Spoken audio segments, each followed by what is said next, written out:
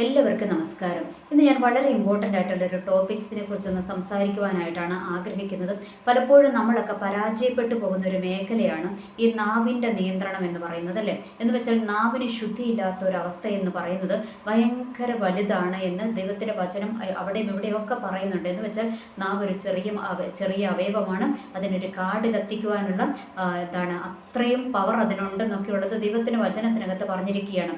അപ്പോൾ ഈ യേശയ്യാപ്രവാചകന്റെ പുസ്തകം 6-ാം അധ്യായത്തിനകത്തോട്ട് വന്നു കഴിയുമ്പോൾ നമ്മൾക്ക് അതിനകത്ത് നല്ലൊരു നേർക്കാഴ്ച, അതായത് ഈ അധരം ശുദ്ധീകരിക്കപ്പെടേണ്ടതിൻ്റെ ഒരു നേർക്കാഴ്ച നമ്മൾക്ക് ഇവിടെ കാണുവാനായിട്ട് കഴിയും. അല്ലെങ്കിൽ അധരം ശുദ്ധീകരിക്കപ്പെടേണ്ടതിൻ്റെ പ്രാധാന്യം അവിടെ നമ്മൾക്ക് മനസ്സിലാക്കുവാനായിട്ട് കഴിയും. അവിടെ യേശയ്യാപ്രവാചകന്റെ പുസ്തകം 6-ാം അധ്യായത്തിനകത്ത് പറഞ്ഞു വെച്ചിരിക്കുന്നതും ഉയർന്നും പൊങ്ങിയുമുള്ള സിംഹാസനത്തിൽ ആരിയ്ക്കുകയാണ്?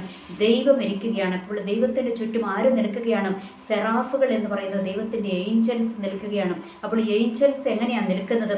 അത് രണ്ടുകൊണ്ട് പാദം മൂടി, രണ്ടുകൊണ്ട് മുഖം മറച്ച്, രണ്ടുകൊണ്ട് പറക്കും. അങ്ങനെ 6 ചിറകുകളുള്ള ദൈവത്തിൻ്റെ ഏഞ്ചൽസ് ദൈവത്തിൻ്റെ സിംഹാസനത്തിന് ചുറ്റും നിൽക്കുകയാണ്.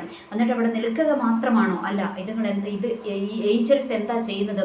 ഏഞ്ചൽസ് അവിടെ നിന്ന് ദൈവം പരിശുദ്ധൻ പരിശുദ്ധൻ പരിശുദ്ധൻ എന്ന് പാടിക്കൊണ്ടിരിക്കുകയാണ്. അത് എന്തുകൊണ്ടാണ് പരിശുദ്ധൻ പരിശുദ്ധൻ പരിശുദ്ധൻ എന്ന് പാടിക്കൊണ്ടിരിക്കുന്നതും ഈ യേശയ്യാപ്രവാചകനെ ആ ഒരു സിറ്റുവേഷൻ തന്നെ ദൈവം കാണിച്ചു കൊടുക്കുവാനുള്ള കാരണം എന്താണ് എന്ന് വെച്ചാൽ ദൈവത്തിൻ്റെ വിശുദ്ധിയുടെയും പരിശുദ്ധിയുടെയും ആ ഒരു ബാഹുല്യം അത് എത്രമാത്രം വലുതാണ് എന്ന് ആർക്ക് മനസ്സിലാക്കി കൊടുക്കുകയായിരുന്നു? യേശയ്യാപ്രവാചകൻ ഒന്ന് മനസ്സിലാക്കി കൊടുക്കുകയായിരുന്നു. അപ്പോൾ ഇത് മനസ്സിലാക്കി യേശയ്യാപ്രവാചകൻ അവിടെ നിന്ന് വിലപിക്കുകയാണ്. യേശയ്യാപ്രവാചകൻ പറയുകയാണ്, അയ്യോ ഞാൻ നശിച്ചു, ഞാൻ ശുദ്ധിയില്ലാത്ത അധരത്തോടു കൂടിയവൻ. ആദ്യം എന്താ പറഞ്ഞത്? തൻ്റെ അവസ്ഥ തന്നെ പറഞ്ഞു. താൻ ആരില്ലാത്തവനാണ്? ശുദ്ധിയില്ലാത്ത അധരത്തോടു കൂടിയവനാണ്. ഇനി രണ്ടാമത്തത് പറയുകയാണ്, ഞാൻ ശുദ്ധിയില്ലാത്ത അധരങ്ങളുള്ള ജനത്തിൻ്റെ മധ്യേ പാർക്കുന്നവനാണ്. അതുകൊണ്ട് എനിക്ക് അയ്യോ കഷ്ടം, എനിക്ക് ഭയങ്കര എനിക്ക് പ്രശ്നമാണ് എന്ന് പറഞ്ഞിരിക്കുകയാണ്. കാരണം ഞാൻ അതിവിശുദ്ധനായ അതിപരിശുദ്ധനായ ഒരു ദൈവത്തെ എൻ്റെ കണ്ണുകൊണ്ട് ഞാൻ കണ്ടുപോയി എന്ന് പറഞ്ഞ് യേശയ്യാപ്രവാചകൻ അങ്ങനെ വിലപിക്കുകയാണ്. അപ്പോൾ യേശയ്യാപ്രവാചകന്റെ ഈ വിലാപം കേട്ട് കഴിഞ്ഞപ്പോൾ അവിടെ എന്താണ് സംഭവിച്ചത്? ആ സെറാഫുകളിൽ ഒരുത്തൻ എന്താ ചെയ്തത്? കൊടിലുകൊണ്ട് അവിടെ യാഗപീഠത്തിൽ, ദൈവത്തിൻ്റെ അവിടെ യാഗപീഠത്തിൽ നിന്നും ഒരു തീക്കനൽ എടുത്തു വന്നിട്ട് എന്താ ചെയ്തത്? യേശയ്യാപ്രവാചകന്റെ നാവിനെ തൊട്ടു. എന്നിട്ട് തൊട്ട് കഴിഞ്ഞിട്ട് എന്താ പറഞ്ഞത്? ഇപ്പോൾ നീ ശുദ്ധിയുള്ളവനായിരിക്കുന്നു, നിന്റെ നാവിനെ ശുദ്ധീകരിച്ചിരിക്കുന്നു എന്നാണ് ആ ഒരു ഏഞ്ചൽസ് യേശയ്യാപ്രവാചകനോട് പറഞ്ഞത്. എന്നിട്ട് അതിനുശേഷമാണ് ഒരു സൗണ്ട് കേട്ടത്, ദൈവത്തിൻ്റെ സൗണ്ട് കേട്ടത്.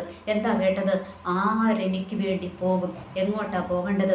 ദൈവത്തിൻ്റെ ശുശ്രൂഷയ്ക്ക് വേണ്ടിയിട്ട്, അല്ലെങ്കിൽ ദൈവത്തിൻ്റെ പ്രവാചകനായിട്ട് ആരെനിക്ക് വേണ്ടി പോകുമെന്ന് ചോദിച്ചിരിക്കുകയാണ്. അപ്പോൾ ഇത്രയും പ്രോസസ്സിങ് കഴിഞ്ഞതിന് ശേഷമാണ് യേശയ്യാപ്രവാചകൻ പറഞ്ഞത്, എന്നെ അയക്കൂ, അടിയനെ അയക്കൂ, അടിയൻ പോകാമെന്ന് പറഞ്ഞത്. ഓക്കെ.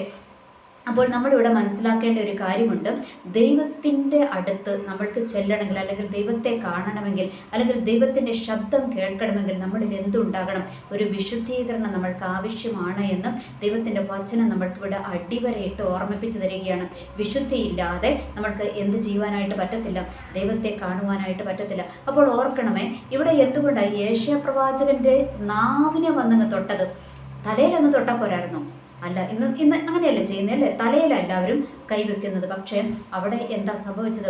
യേശയ്യാപ്രവാചകന്റെ നാവിനെ തൊട്ട്. കാരണം എന്താണ്? ഈ അശുദ്ധി മുഴുവൻ വരുന്നത് എവിടുന്നാണ്? നാവിൽ നിന്നാണ് വരുന്നത്. ഇന്നത്തെ കാലഘട്ടത്തിൽ നമ്മൾക്കറിയാം, നമ്മൾ ജീവിക്കുന്നതും എന്താണ്? ഈ നാവ് കൊണ്ട് ഒത്തിരി പാവം ചെയ്യുന്ന ഒരു കാലഘട്ടത്തിലാണ് നമ്മൾ ജീവിക്കുന്നത്, അല്ലേ? എന്ന് വെച്ചാൽ നമ്മളൊക്കെ, അല്ലേ, ഇപ്പം ഞാനൊക്കെ ആണെങ്കിൽ കത്തോലിക്ക ബാക്ക്ഗ്രൗണ്ടിൽ നിന്ന് വന്നതാണ്. പെന്തക്കോസ്തിൽ ജനിച്ച് വളർന്ന ആളൊന്നുമല്ല. അപ്പോൾ ഞങ്ങൾ ഈ കത്തോലിക്കരൊക്കെ ആയിരുന്നപ്പോൾ എന്താണ്?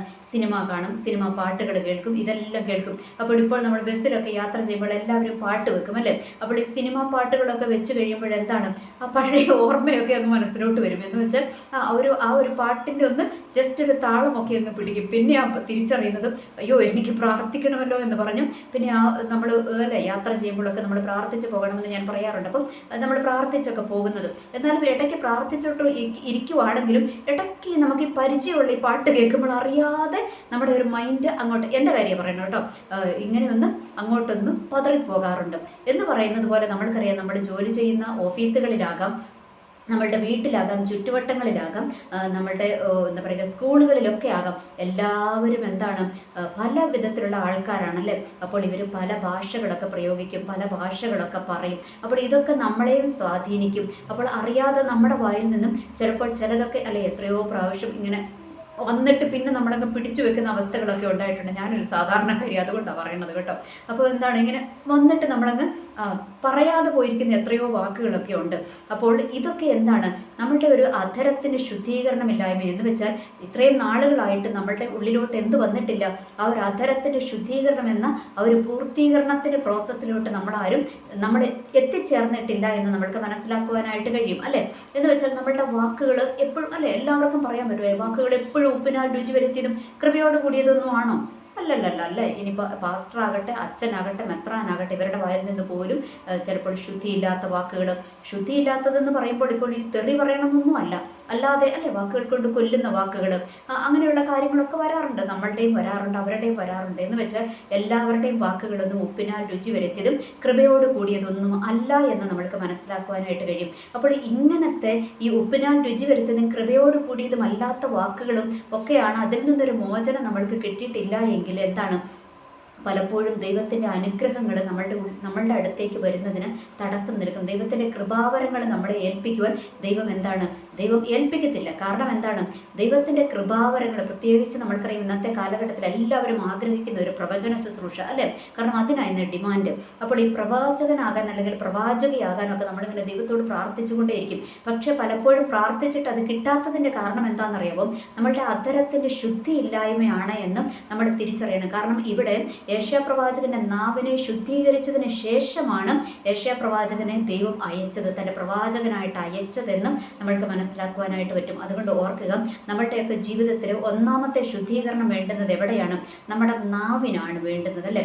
അപ്പോൾ അത് നമ്മൾ ദൈവത്തോട് നിശ്ചയമായിട്ടും പ്രാർത്ഥിക്കണം. നമ്മളുടെയും കൊണ്ടൊന്നും നടക്കുന്ന കാര്യങ്ങളല്ല. കാരണം നമ്മളൊക്കെ എന്താണ് ഈ ലോകത്തിലാണ് നമ്മൾ ജീവിക്കുന്നത്. അപ്പോൾ പലതും നമ്മളെ ഇൻഫ്ലുവൻസ് ചെയ്യും. അപ്പോൾ നമ്മൾ ഇതിൽ നിന്നൊക്കെ ഒരു ജയം പ്രാപിച്ച ഒരു ജയജീവിതം നയിക്കണമെങ്കിൽ എന്ത് ചെയ്യണം?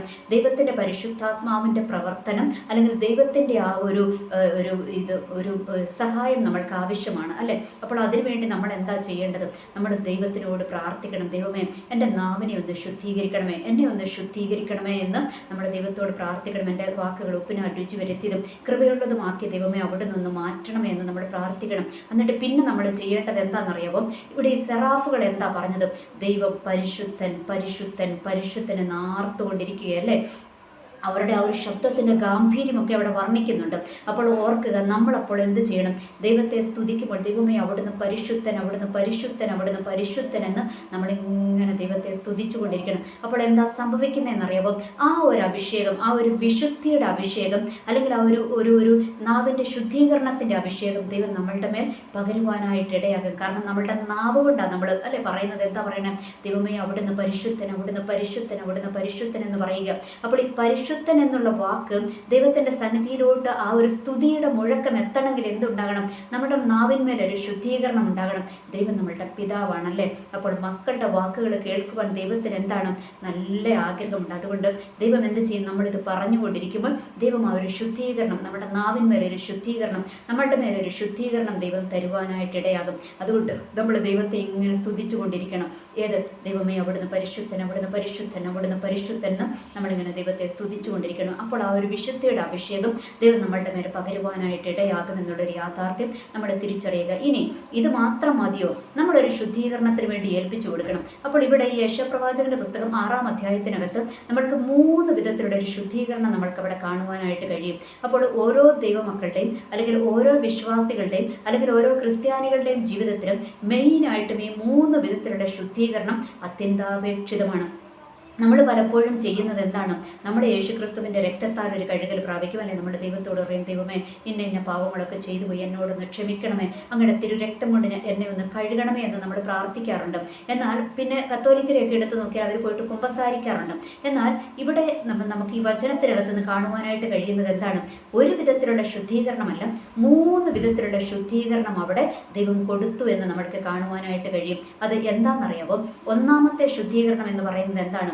പൊടിഞ്ഞുകൊണ്ട് തീക്കനൽ, യാഗപീഠത്തിൽ നിന്ന് തീക്കനലെടുത്ത് നാവിനെ ശുദ്ധീകരിച്ചു. അപ്പോൾ പഴയ നിയമത്തിൽ നമ്മൾക്കറിയാം യാഗപീഠമുണ്ട് അല്ലെ. അപ്പോൾ ഈ യാഗപീഠത്തിനകത്ത് എപ്പോഴും എന്താണ്, ഇങ്ങനെ തീ കത്തിക്കൊണ്ടിരിക്കും. ഓക്കെ, അപ്പോൾ ഈ പുതിയ നിയമത്തിലോട്ട് വന്നു കഴിയുമ്പോൾ ഈ യാഗപീഠം എന്താണ്? അത് നമ്മളുടെ യേശുക്രിസ്തുവിൻ്റെ കാൽവരിയാണ് അല്ലെ. അപ്പോൾ ആ കാൽവരിയിൽ നമ്മൾക്ക് വേണ്ടി യാഗമായി തീർന്ന ആ യേശുക്രിസ്തുവിൻ്റെ തിരുരക്തത്താലുള്ള ശുദ്ധീകരണം, അതാണ് പുതിയ നിയമസഭയിലെ ഒന്നാമത്തെ ശുദ്ധീകരണം എന്ന് പറയുന്നത്. എന്ന് വെച്ചാൽ ആദ്യത്തെ പ്രോസസ്സിങ് നമ്മൾ ദൈവത്തോട് പാപങ്ങൾ ഏറ്റുപറഞ്ഞു, ദൈവമേ അങ്ങയുടെ രക്തത്താൽ എന്നെ ഒന്ന് കഴുകണമേ എന്നും വിശ്വാസത്തോടെ ആ കഴുകൽ നമ്മൾ എന്ത് ചെയ്യണം? ഏറ്റെടുക്കണം. ഒന്ന്. ഇനി രണ്ടാമത്തത് അവിടെ കാണുവാനായിട്ട് കഴിയുന്നത് എന്താണെന്നറിയാമോ? ഈ സെറാഫുകളിൽ ഒരുത്തൻ അവിടെ എന്താണ്, തീക്കനൽ കൊണ്ട് യേശയ്യാപ്രവാചകന്റെ നാവിനെ തൊട്ട് കഴിഞ്ഞിട്ട് എന്താ പറഞ്ഞത്? നീ ഇപ്പോൾ ശുദ്ധിയുള്ളവനായി അല്ലെ, നിന്റെ നാവിനെ ശുദ്ധീകരിച്ചിരിക്കുന്നു, അല്ലെങ്കിൽ നിന്നെ ശുദ്ധീകരിച്ചിരിക്കുന്നു എന്നാണ് അവിടെ പറഞ്ഞിരിക്കുന്നത്. അപ്പോൾ വചനം നമ്മൾക്കവിടെ കാണുവാനായിട്ട് കഴിയും. അപ്പോൾ രണ്ടാമത്തത് എന്താണ്? പുതിയ നിയമത്തിലോട്ട് വന്നു കഴിയുമ്പോൾ രണ്ടാമത്തെ ശുദ്ധീകരണത്തിൻ്റെ മെത്തേഡ് ഏതാണ്? വചനം, ദൈവത്തിൻ്റെ വചനം. അപ്പോൾ നമ്മൾ ദൈവത്തിൻ്റെ വചനം വായിക്കുമ്പോൾ എന്താണ്? ദൈവത്തിൻ്റെ വചനം നമ്മളെ കറക്റ്റ് ചെയ്തുകൊണ്ടിരിക്കും അല്ലേ. ഇന്ന കാര്യങ്ങൾ ചെയ്യണം, ഇന്ന കാര്യങ്ങൾ ചെയ്യരുത് എന്നുള്ളത്, അല്ലെങ്കിൽ ഇത് പാപമാണ് എന്നുള്ള കാര്യങ്ങളൊക്കെ ദൈവം നമ്മളെ ഇങ്ങനെ പറഞ്ഞു തന്നുകൊണ്ടിരിക്കും, കറക്റ്റ് ചെയ്തുകൊണ്ടിരിക്കും. അപ്പോൾ രണ്ടാമത്തെ ശുദ്ധീകരണത്തിൻ്റെ മെത്തേഡ് ഏതാണ്? ദൈവത്തിൻ്റെ വചനം. അപ്പോൾ അതെങ്ങനെയാണ് നമ്മൾ ചെയ്യേണ്ടത്? വചനം വായിച്ച് ദൈവത്തിൻ്റെ വചനത്തിന് പോസിറ്റീവായിട്ടൊരു റെസ്പോൺസ് കൊടുത്ത് ആ വചനം ഏറ്റെടുത്ത് കഴിയുമ്പോൾ എന്ത് സംഭവിക്കും? നമ്മളുടെ ജീവിതത്തിൽ വചനത്താരുടെ ശുദ്ധീകരണം, ഒന്ന് യേശുക്രിസ്തുവിൻ്റെ രക്തത്താരുടെ ശുദ്ധീകരണം, രണ്ട് ദൈവത്തിൻ്റെ വചനത്താരുടെ ശുദ്ധീകരണം. ഇനി മൂന്നാമത്തത് എന്താണെന്നറിയാമോ? അവിടെ ദൈവം പറഞ്ഞു 6 എനിക്ക് വേണ്ടി പോകുമെന്ന് പറഞ്ഞു. അപ്പോൾ ഈ പോയപ്പോൾ ഈ പ്രവാചകനെ എങ്ങനെ അയച്ചത്? പ്രവാചകനായിട്ട് അയച്ചത്. അപ്പോൾ ഈ പ്രവചനം എവിടെ നിന്നാണ് വരുന്നത്? ദൈവത്തിൻ്റെ പരിശുദ്ധാത്മാവിൻ്റെ അഭിഷേകം. അപ്പോൾ മൂന്നാമത്തത് എന്താണ്?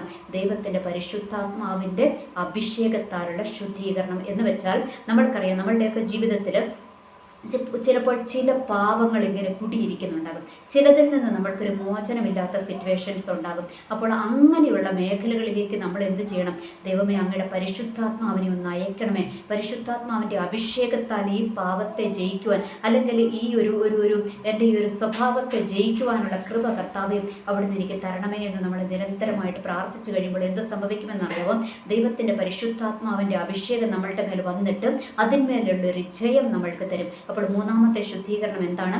ദൈവത്തിൻ്റെ പരിശുദ്ധാത്മാവിനാലുള്ള ശുദ്ധീകരണം, അഭിഷേകത്താലുള്ള ശുദ്ധീകരണം. ഇനി അതുകൂടാതെ അതിനെ മറ്റൊരു വാക്കിൽ നമ്മൾക്ക് പറയുവാനായിട്ട് പറ്റും. എന്താണ്? അഗ്നിയുടെ അഭിഷേകം അല്ലേ. അവിടെ സെറാഫുകളെ പറയുന്നത് എപ്പോഴും ഇങ്ങനെ തീ ജ്വലിപ്പിക്കുന്ന ഏഞ്ചൽസ് എന്നാണ് സെറാഫുകളെ പറയുന്നത്. ഓക്കെ, അപ്പോൾ ഇവിടെ നമ്മൾക്ക് ഈ തീ എന്ന് പറയുന്നത് പുതിയ നിയമത്തിലോട്ട് വന്നു കഴിയുമ്പോൾ എന്താണ്? ദൈവത്തിൻ്റെ പരിശുദ്ധാത്മാവിനെയാണ് കാണിക്കുന്നത് അല്ലേ. അപ്പോൾ ഈ പരിശുദ്ധാത്മാവിൻ്റെ ആ ഒരു അഗ്നി അഭിഷേകം, അതിനാലുള്ള ശുദ്ധീകരണം, അങ്ങനെ 3 വിധത്തിലുള്ള ശുദ്ധീകരണം നമ്മൾ ഏറ്റെടുക്കുവാനായിട്ട് തയ്യാറാകണം എന്നുള്ളതാണ് ഇന്നത്തെ ഈ വചനത്തിലൂടെ ദൈവത്തിന് നമ്മളോട് സംസാരിക്കുവാനുള്ളത്. അല്ലെങ്കിൽ യേശയ്യാപ്രവാചകന്റെ പുസ്തകം 6-ാം അധ്യായം നമ്മൾക്ക് പറഞ്ഞു തരുന്ന കാര്യങ്ങൾ ഇതാണ്. 3 വിധത്തിലുള്ള ശുദ്ധീകരണം ഒരു വ്യക്തിയുടെ ജീവിതത്തിൽ അല്ലെങ്കിൽ ഒരു ക്രിസ്ത്യാനിയുടെ ജീവിതത്തിൽ അത്യന്താപേക്ഷിതമാണ്. ഈ 3 വിധത്തിലുള്ള ശുദ്ധീകരണം നമ്മൾ ഏറ്റെടുക്കുക തന്നെ വേണം. അപ്പോൾ ഈ 3 വിധത്തിലുള്ള ശുദ്ധീകരണം ഏറ്റെടുത്തതിന് ശേഷമേ ദൈവം നമ്മളെ എങ്ങോട്ടെങ്കിലും അയക്കത്തുള്ളൂ. എന്ന് വെച്ചാൽ ദൈവത്തിൻ്റെ വേലയ്ക്ക് വേണ്ടിയിട്ട് നമ്മളെ അയക്കത്തുള്ളൂ, പ്രവചന ശുശ്രൂഷ ദൈവം നമ്മളെ ഏൽപ്പിക്കത്തുള്ളൂ. അല്ലാതെ നമ്മളുടെ അധരം ശുദ്ധിയല്ല എങ്കിൽ, അല്ലെ, മെയിനായിട്ടും അധരമാണ് ശുദ്ധിയാകേണ്ടത്. അപ്പോൾ ഈ അധരം ശുദ്ധിയായിട്ടില്ല എങ്കിൽ എന്താണ്? ഒന്നും നമ്മൾക്ക് ലഭിക്കത്തില്ല, ദൈവത്തിൻ്റെ കൃപാവരങ്ങൾ ലഭിക്കത്തില്ല. അപ്പോൾ നമ്മൾ വചനം ഏറ്റുപറഞ്ഞ് നമ്മൾ വിടുതൽ പ്രാപിക്കണം എന്നൊക്കെ മുൻപിൽ ഞാൻ പറഞ്ഞിട്ടുണ്ട്, വചനത്തിൻ്റെ ഒരു പവറൊക്കെ പറഞ്ഞിട്ടുണ്ട്. ഈ വചനത്തിൻ്റെ പവറൊക്കെ വെളിപ്പെടുന്നത് എവിടെ നിന്നറിയാമോ? ഈ വചനത്തിൻ്റെ പവർ വെളിപ്പെടണമെങ്കിൽ നമ്മുടെ നാവിന്മേൽ എന്തുണ്ടാകണം? ശുദ്ധീകരണം ഉണ്ടാകണം. അപ്പോൾ ഈ ദിവസങ്ങളിൽ നമ്മൾക്കൊന്ന് ഏൽപ്പിച്ചു കൊടുക്കാം, ഞാൻ ഉൾപ്പെടെ നമ്മൾക്കൊന്ന് ഏൽപ്പിച്ചു കൊടുക്കാം. ദൈവമേ അങ്ങ് എൻ്റെ നാവിനെ ഒന്ന് ശുദ്ധീകരിക്കണമേ, എന്ന് വെച്ചാൽ എൻ്റെ അധരത്തെ ഒന്ന് ശുദ്ധീകരിക്കണമേ, എന്നെ ഒന്ന് ശുദ്ധീകരിക്കണമേ, അങ്ങയുടെ രക്തത്താൽ, വചനത്താൽ, പരിശുദ്ധാത്മാവിനാൽ എന്നെ ഒന്ന് ശുദ്ധീകരിക്കണമേ എന്ന് നമ്മൾ ദൈവത്തോട് പ്രാർത്ഥിച്ചാൽ മാത്രം പോരാ, വചനം വായിക്കണം. ആ വചനം വായിച്ചു കഴിയുമ്പോഴാണ് വചനത്താരുടെ ശുദ്ധീകരണം ലഭിക്കത്തുള്ളൂ എന്നുള്ളൊരു യാഥാർത്ഥ്യം കൂടെ നമ്മൾ തിരിച്ചറിയുക. അപ്പോൾ ഈ അധര ശുദ്ധീകരണം ഇന്നത്തെ കാലഘട്ടത്തിൽ നമ്മളുടെ ജീവിതത്തിൽ നമ്മൾക്ക് നന്മകൾ പ്രാപിച്ചെടുക്കുവാൻ, ദൈവത്തോട് അടുക്കുവാൻ നമ്മൾക്ക് വളരെ അത്യന്താപേക്ഷിതമാണ്. അതിനായിട്ട് നമ്മൾക്കൊന്ന് ഏൽപ്പിച്ചു കൊടുക്കുവാനായിട്ട് തയ്യാറാകാം. എനിവേ എല്ലാവർക്കും നല്ലൊരു ദിവസം ആശംസിക്കുന്നു. നന്ദി, നമസ്കാരം.